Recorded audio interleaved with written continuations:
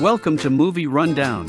Today, I will explain the 2010 movie, Love and Other Drugs, an American romantic comedy film. At the beginning of the movie we see Jamie Randall, a sales representative, and a womanizer using his good looks and charm to sell electronics to a variety of females young and old, and then lose his job, because he is having sex with the boss girlfriend and fellow employee. Jamie then lands a job as a pharmaceutical drug sales representative for Pfizer, where his playboy ways and boyish charms seem to make him a perfect fit for the job. After graduation from training, Jamie is given Zithromax and Zoloft as his drugs to pitch in a lower-tier market in the Midwest. At the beginning, Jamie gets rebuffed by the staff at many of the doctor's offices. Bruce tells him if he can get Dr. Stan Knight to prescribe Zoloft instead of Prozac, many of the other doctors will follow.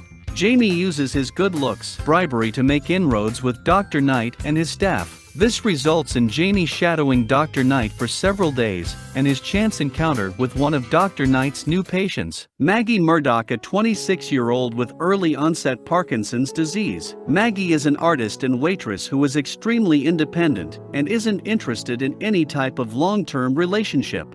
Their relationship begins with a rocky start and both parties looking to keep it all about the sex. Jamie has an episode of erectile dysfunction, ED. Well, your body's telling you otherwise. With Maggie, and she proceeds to tell him about the new drug, Viagra, that Pfizer is coming out with. Jamie then successfully begs Bruce to be the drug rep for Viagra and gets it. Viagra becomes a blockbuster, and in turn Jamie becomes a top drug rep for Zypher. Still relying on his good looks, charm and playboy attitude, Jamie continues to pursue a relationship with Maggie, who wants nothing to do with commitments because of her Parkinson's. To make his point, he waits all night for her to return from a senior citizen drug purchasing bus trip to Canada. As they continue their relationship, Jamie starts to hyperventilate one night while trying to tell Maggie that he loves her. He finally gets the words out and tells her that she is the very first person he has ever told that to, including family. As their relationship is progressing, so too is her Parkinson's, which she is not handling well, and she tries to push Jamie away, but Jamie is not giving up on her.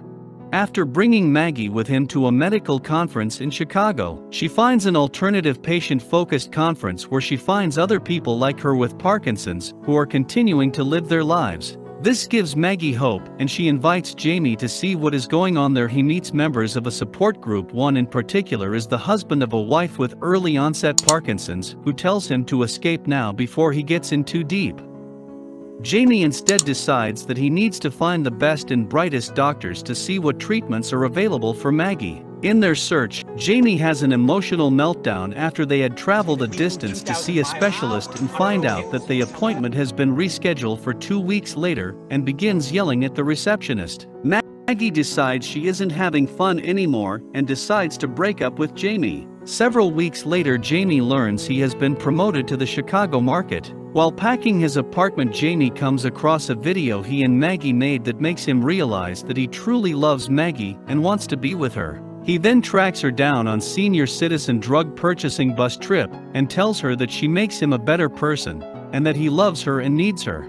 Maggie is concerned that she is going to need him more and can't ask that of him. Jamie's reply is, "You didn't." The movie ends with Jamie and Maggie living together, Jamie studying for medical school, and his closing comment talking about living every day to the fullest, and how money isn't everything, and you should follow your dreams. Please like, subscribe, and leave a comment.